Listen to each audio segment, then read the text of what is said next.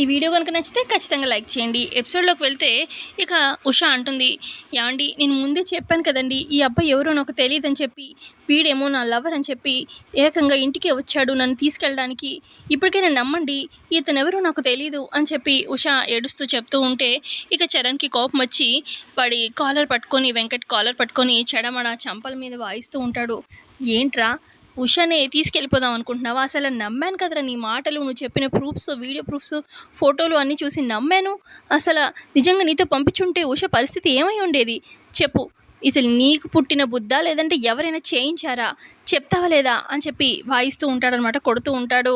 ఇక అప్పుడు పల్లవి అడ్డుపడి, ఏమండి ఆగండి, మీరు కొట్టకండి, రేయ్ చెప్పరా ఎవర్రా నీకు ఇదంతా చేయించింది అని చెప్పి అనగానే, మేడం మీరు నమ్మకండి మేడం, వీళ్ళంతా కావాలని నాతో తాగించి ఇదిగో ఇలా వీడియో ప్రూఫ్లు ఇవన్నీ తీసుకున్నారు అని చెప్పి సుమలతకి చెప్తూ ఉంటాడనమాట వెంకట్.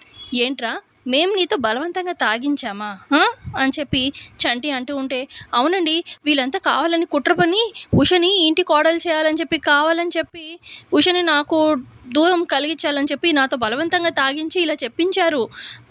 ఉష అసలు ఏంటి నువ్వు నన్ను వదిలించుకోవాలనుకుంటున్నావా ఏంటి? మర్యాదగా బ్యాగ్ సర్దుకొని నాతో బయలుదేరు అని చెప్పి అంటూ ఉంటాడు వెంకట్. మాట వినలేదనుకో చంప మీద 4 వాయిస్తాను అని చెప్పి ఉషని కొట్టబోతూ వెళ్ళబోతూ ఉంటాడు వెంకట్ ఉష మీదకి. ఎవడ్రా నువ్వు అసలు ఉష మీదకి వెళ్తున్నావు? అసలు ఏమవుతావని అంత అధికారం నీకు ఉష మీద ఏంటి అని చెప్పి పల్లవి ఆపుతుందనమాట. మళ్ళీ పల్లవి కూడా తగులుకొని ఇక చంపలు వాయిస్తూ ఉంటుంది వెంకట్ని. ఇక ఇటు చరణ్ కూడా, మమ్మీ అసలు అనవసరంగా వీడి మాటలు నమ్మాము, అసలు ఉషని పంపించుంటే ఏమయ్యేది? ఒకరోజు ఉన్నాడు కాబట్టి పల్లవి కొంచెం తెలివిగా ప్లాన్ చేసింది కాబట్టి వీడి గురించి కనిపెట్టగలిగింది, లేదంటే ఉష జీవితం ఏమైపోయేది అని చెప్పి చరణ్ కూడా అంటే, అవునరా నిజంగా పెద్ద తప్పే జరిగేది అని చెప్పి సుమలత కూడా అంటూ ఉంటే ఇక బామ్మ, కాసేపు ఆగరా, నీ అతి వినయం ఇందాకే చూసాగా, నీకు తెలిసిన వాళ్ళు దారిలోనే ఉన్నారు, వస్తున్నారు ఇంటికి నేను తీసుకెళ్ళడానికి అని చెప్పి బామ్మ అంటూ ఉంటే, ఎవరు వచ్చేది అన్నట్టుగా చూస్తూ ఉంటాడనమాట వెంకట్. ఇక పోలీస్ జీప్ వచ్చి ఆగుతుంది, పోలీసులు రానే వస్తారనమాట. లోపలికి రాగానే, రేయ్ వెంకట్ నువ్వే కదా దొరికేవరా?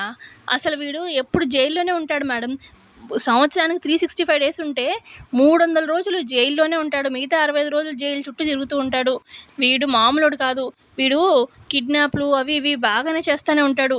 మొన్న కూడా కిడ్నాప్ కేసులో ఇరుక్కున్నాడు, మొన్నే బెయిల్ మీద రిలీజ్ అయ్యాడు, ఇదిగో ఈ అమ్మాయిని తీసుకెళ్ళడానికి వచ్చాడు.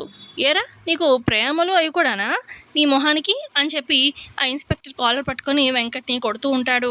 ఇక అప్పుడు బామ్మ, అవునండి ప్రేమ అది కూడా ఎక్కడ ఫారెన్లో అని చెప్పి బామ్మ అంటూ ఉంటే, ఎరా నీ మొహానికి ఫారెన్ అని చెప్పి ఇంకా 4 పీకుతూ ఉంటాడనమాట వచ్చిన ఎస్ఐ. వీడు అసలు పెద్ద 420 మేడం, మీరు నాకు ఫోటో పంపించి మంచి పని చేశారు అని చెప్పి పల్లవిని అంటూ ఉంటాడు ఎస్ఐ.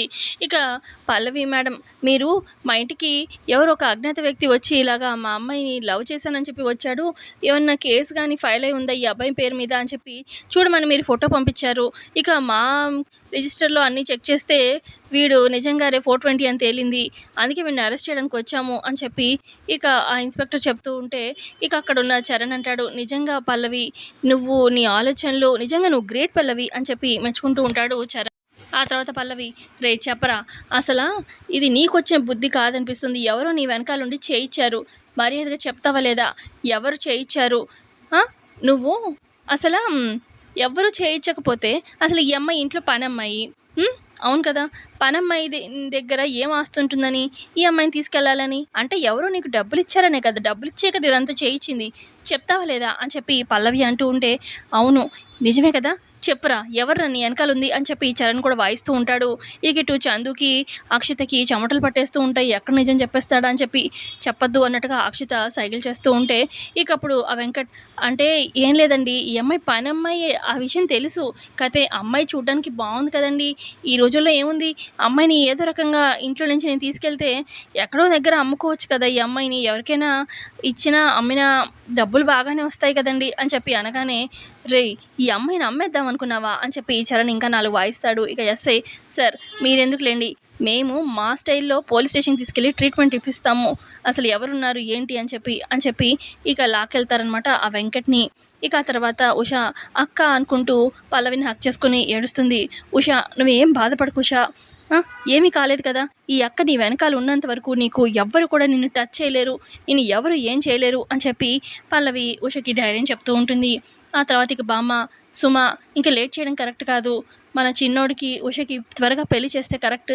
లేదంటే ఎవరో ఒకళ్ళొచ్చి ఇలా చేస్తే కష్టం కదా! పైగా ఉష మంచి అమ్మాయి. మన చందు కూడా ప్రేమించాడు కదా! ఇంకా ఆలస్యం చేయడం కరెక్ట్ కాదు అని చెప్పి అంటూ ఉంటే, అవును నేను అదే అనుకుంటున్నాను అని చెప్పి సుమలత అంటూ ఉంటుంది. ఇక చందు ఏమో ఇంకా టెన్షన్ పడుతూ ఉంటాడు. మరోపక్క చందు అలాగే అక్షిత ఒక దగ్గర నించొని మాట్లాడుకుంటూ ఉంటారు. ఇదేంటి వదిన ఈ రకంగా ఇరుక్కుపోయాము. అసల వాడొచ్చి ఎంచక్కా ఉషని తీసుకెళ్ళిపోతాడా వెంకట్‌గాడు అనుకుంటే వాడేమో తాగి అనవసరంగా పెంట చేసి మొత్తం అంతా లీక్ అయిపోయేలా చేశాడు. ఈ రకంగా పోలీసులకు దొరికిపోయాడు. అసలు ఉష పీడ ఇంకెలా వదులుతుంది వదిన నాకు అర్థం కావట్లేదు అని చెప్పి చందు అంటూ ఉంటే ఇక అప్పుడే పల్లవి వచ్చి చందు చెంప పగలగొడుతుంది. ఏంటి నువ్వు అని చెప్పి అక్షిత అంటూ ఉంటే ఏంటి నీ చెంప పగలలేదని అడుగుతున్నావా నన్ను అని చెప్పి పల్లవి అంటుంది. ఆ తర్వాత పల్లవి అంటుంది అసలా ఆ వెంకట్ గాడిని తీసుకొచ్చింది మీ ఇద్దరే అని నాకు తెలియదు అనుకుంటున్నావా? మీరేగా ఇదంతా చేసింది. ఆ? అసలు నువ్వు ఉష అంత మంచి అమ్మాయిని ఎందుకు వదులుకోవాలనుకుంటున్నావు చందు? అసలు నువ్వు ప్రేమించలేదా ఉషని? ఇష్టపడ్డావుగా. తను ప్రేమించే వరకు నువ్వు తన వెంట పడ్డావు కదా. నీ మనసులో ఎక్కడో చోట ఉషని ఇష్టపడుతూనే ఉంటావు ఇప్పటికీ. కానీ తన్ని ఎందుకు వదులుకోవాలనుకుంటున్నావు నాకైతే అర్థం కావట్లేదు. ఆ? ఉష లాంటి మంచి అమ్మాయి తన్ని పెళ్లి చేసుకుంటే తను నేను ఎంత బాగా చూసుకుంటుందో తెలుసా? నువ్వు చాలా తప్పు చేస్తున్నావు. ఉషని మాత్రం నువ్వు దూరం చేసుకోవద్దు చందు. అసలు పిచ్చిది. అసలు నీకోసం ఏమైనా చేస్తుంది. నీకోసం చావనైనా చేస్తుంది. అంత ప్రేమించిన వ్యక్తిని నువ్వు దూరం చేసుకోవడం కరెక్ట్ కాదు. లైఫ్‌లో నువ్వు హ్యాపీగా ఉండాలంటే ఉషని పెళ్లి చేసుకుంటేనే హ్యాపీగా ఉంటావు. ఇంక పిచ్చి వేషాలు వేయొద్దు చందు. నేను ఊరుకునేది లేదు. అయినా ఇలాంటి పిచ్చి పిచ్చి ఆలోచనలు ఇదిగో ఈ అక్షతతో కలిసి ఉంటేనే దాని సావాసంతోనే ఇలాంటి ఆలోచనలొచ్చేది. ఇది ఎప్పుడు కూడా మంచి ఆలోచనలు ఇవ్వదు. దీంతో ఉన్నవాళ్ళు దా దా దాని జీవితం పాడు చేసుకుంటుంది. పక్కనోళ్ళ జీవితం కూడా పాడు చేస్తుంది. ఈ అక్షతతో నువ్వు ఎంత దూరంగా ఉంటే నీకంత మంచిది. నువ్వు ఉషని పెళ్లి చేసుకోకుండా నీకైతే తప్పనే తప్పదు చందు అని చెప్పి అక్కడి నుంచి వార్నింగ్ ఇచ్చేసి వెళ్ళిపోతుంది పల్లవి. మరోపక్క పల్లవి ఉష రూమ్‌లోకి వెళ్ళి ఇదిగో ఇక పెళ్ళి దగ్గరలోనే ఉంది కదా! నీకోసం శారీ షాపింగ్ చేసి తీసుకొచ్చాను. ఇది ప్రధానానికి కట్టుకో. ఇది తలంబ్రాలు వేస్తారు కదా! ఆ టైంలో ఆ శారీ అని చెప్పి చూపిస్తూ ఉంటుందనమాట. అక్క నువ్వు నన్ను తెలియకుండానే ఇంటికి తీసుకొచ్చి నాకు ఎంత ఫేవర్ చేశావు. నిజంగా నువ్వు నా పాలిట దేవతవక్క అని చెప్పి హగ్ చేసుకుంటుందనమాట. ఏడుస్తూ ఉంటుంది ఉష. ఇంక ఏడుపు ఆపేసేయి ఉష. నీ లైఫ్‌లో హ్యాపీ మూమెంట్స్ స్టార్ట్ అయిపోయినాయి అని చెప్పి అంటూ ఉంటుంది పల్లవి. మరోపక్క ఇటు చందు ఒక్కడే నించొని ఆలోచిస్తూ ఉంటాడు తన రూమ్‌లో. ఈ ఉషని ఎలా వదిలించుకోవాలో అర్థం కావట్లేదు. పెళ్ళనేస్తున్నారు. అసలు మమ్మీ ఏమో తన రాజకీయ జీవితం గురించి చూస్తుంది. తనకి పేరు రావడం కోసం నాకు ఉషనిచ్చి పెళ్లి చేస్తుంది. ఏంటసల అని చెప్పి అనుకుంటూ ఉంటాడు చందు. ఈ లోపల తన రూమ్‌కి వస్తాడనమాట చరణ్. ఏంట్రా చందు అలా ఉన్నావేంటి? ఉష చాలా మంచి అమ్మాయిరా. నువ్వు లైఫ్‌లో చాలా హ్యాపీగా ఉంటావు అని చెప్పి అంటూ ఉంటే ఇక అప్పుడే అక్కడికి అక్షిత అలాగే చంటి కూడా వస్తారనమాట. ఇక అప్పుడు ఆ చంటి అంటాడు అన్నయ్య అంటే ఉషతో సడన్‌గా పెళ్ళని చెప్పి మమ్మీ అనౌన్స్ చేసింది కదా! ఇక పెళ్ళయ్యాక లైఫ్ ఎలా ఉంటుంది? ఉష ఎలా చూసుకుంటుంది? ఏంటి అని చెప్పి కొంచెం కంగారు పడుతున్నట్టున్నాడు మన చందు. అందరూ మన పల్లవి వదినంత మంచిగా ఉండరు కదా! అని చెప్పి అంటూ ఉంటాడనమాట చంటి. ఇక అప్పుడు ఇక్కడ చంటి అలా అనేసరికి చరణ్ అంటాడు, అదేంట్రా అందరూ పల్లవి వదినంత మంచిగా ఉండరు అని చెప్పి అంటున్నావు? అంటే ఏంటి అక్షిత నిన్ను మంచిగా చూసుకోదా ఏంటి? అని చెప్పి చంటిని అడుగుతాడనమాట అక్షిత ముందే చరణ్. ఇక అక్షిత అలా చూస్తూ ఉంటుంది. మరి ఏం చెప్తారనేది కమింగ్ ఎపిసోడ్‌లో చూద్దాం. సో ఇంతే అండి ఎపిసోడ్‌లో జరిగింది. నచ్చితే లైక్ చేయండి. Thanks for watching.